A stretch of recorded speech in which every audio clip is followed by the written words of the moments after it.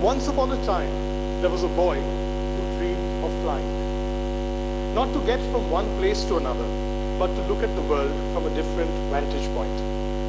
To not remain shackled by the rules, to break free. He couldn't grow wings, so he did the next best thing. He hung a wire up in the air, and he walked. In 1974, he put this wire 450 meters high on the roof of the World Trade Center in New York. It was his theater in the sky. Our guest this morning is that man, the greatest high wire artist in history. But he's also more than that. He's a painter, a street juggler, a magician, an author, a lockpicker, a lawbreaker, and a mythmaker. But more than anything, he is himself. Ladies and gentlemen, please put your hands together for Monsieur Philippe Petit.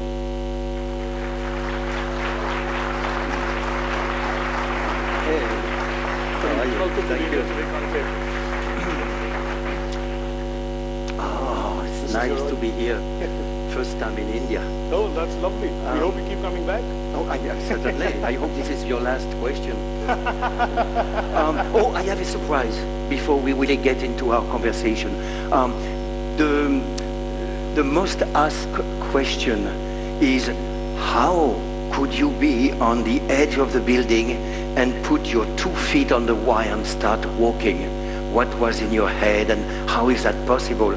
So I am going to answer now, but not by remembering, by reliving. So I will ask you to make an effort of imagination and to imagine that you are back in time, August 7th, 1974, and that you are with me at the top of the South Tower of the World Trade Center. And then this little silly little tube will symbolize the 30 feet long balancing pole that was weighing 45 pounds. So look at this.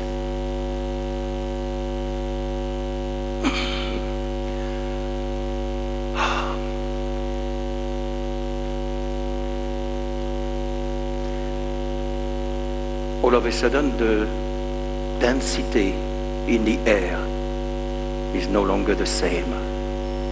Manhattan no longer spreads its infinity. The murmur of the city dissolves into a squall whose chill and power I do no longer feel. I lift the balancing pole, I chanced it, maneuver it between my fingers to find its center, to accustom my arm to its weight, which I do before each of my performance. I approach the edge, I step over the beam, I place my left foot on the steel rope. The weight of my body rests on my right leg, anchored to the flank of the building. I still belong to the material world. Should I ever so slightly shift my weight to the left, my right leg will be unburdened, my right foot will freely meet the wire. On one side, the mass of a mountain, alive, I know. On the other, the universe of the clouds, the void, so full of unknown that it seems empty to us. At my feet, the path to the North Tower, 60 yards of wire rope, which sags, which sways, which vibrates, which rolls on itself, which is ice, which is 3 tons tight, ready to explode, ready to swallow me. An inner howl assails me, the wild longing to flee. But it is too late. The wire is ready. Decisively, my other foot sets itself onto the wire.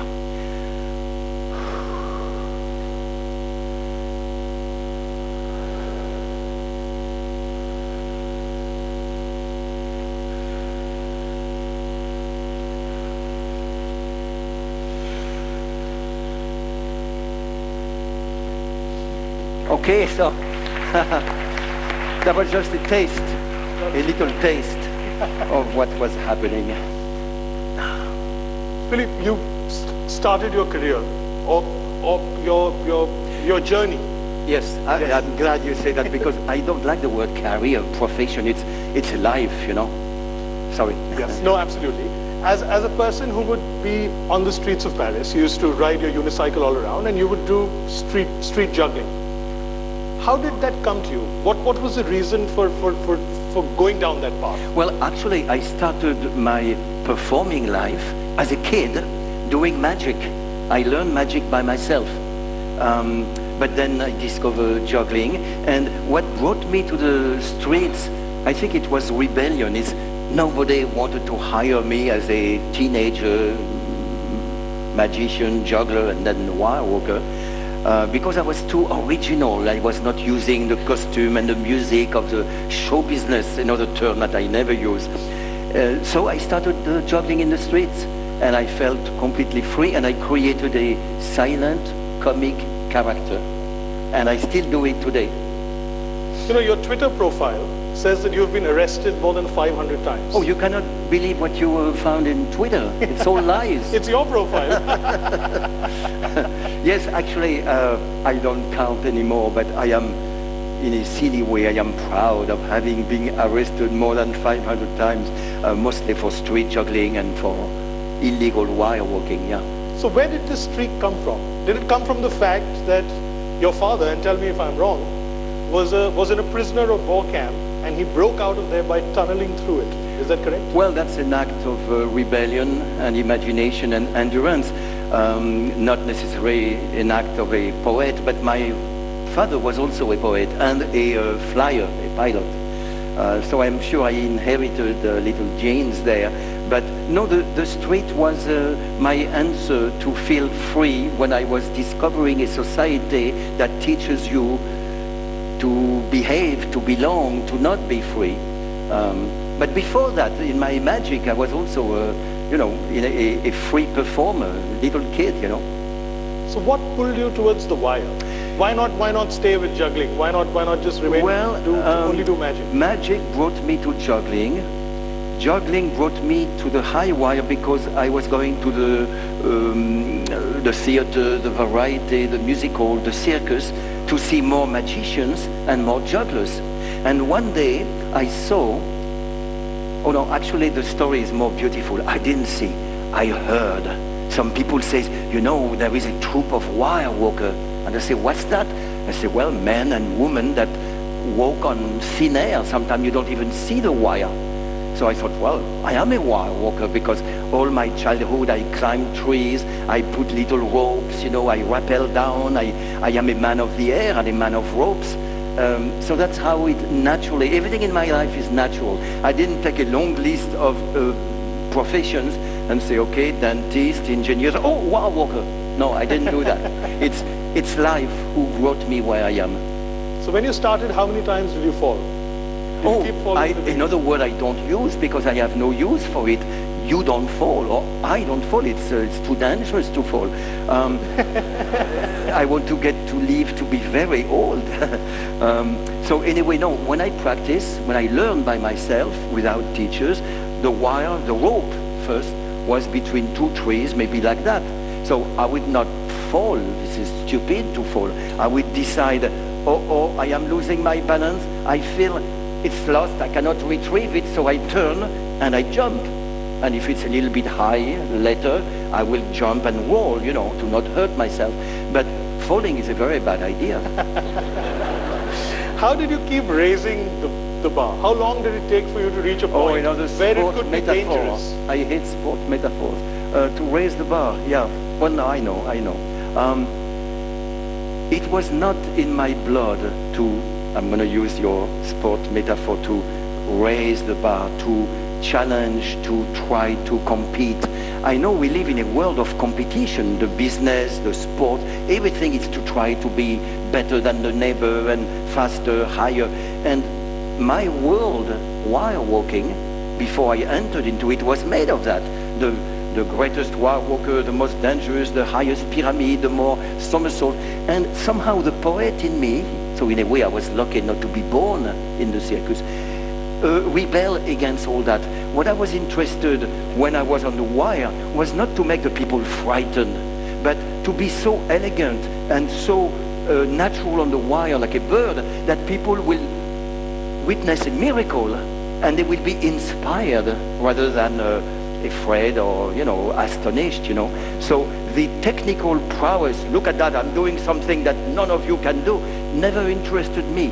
And look at that, I am the best in the world. Well, people say that now, but I was not interested in the competition. And I think in art, the minute your goal is competition or money or fame, you're already not an artist anymore. But that's my feelings.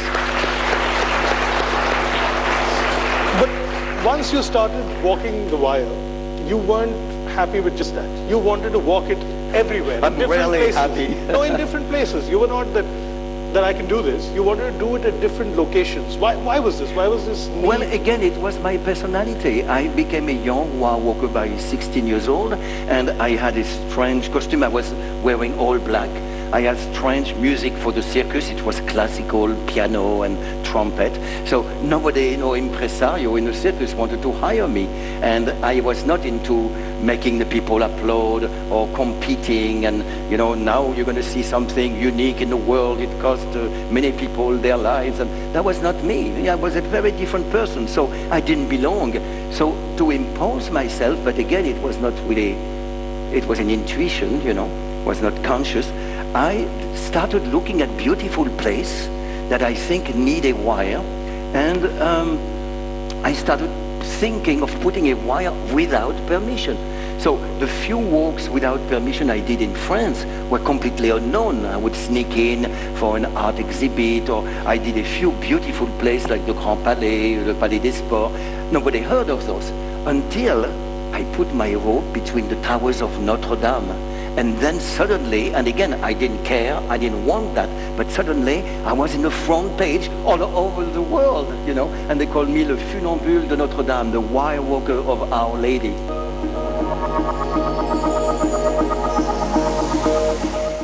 Now, Pakistan captain Shahid Afridi might have landed himself in trouble yet again while speaking about fans in India. Asked about fans in Mohali before their match with New Zealand on Tuesday. Go to different villages across India and actually stay there for a month and see the villagers, help them. And what it does is it opens your eyes to a whole new part of India that you never really saw before. So Amrita gives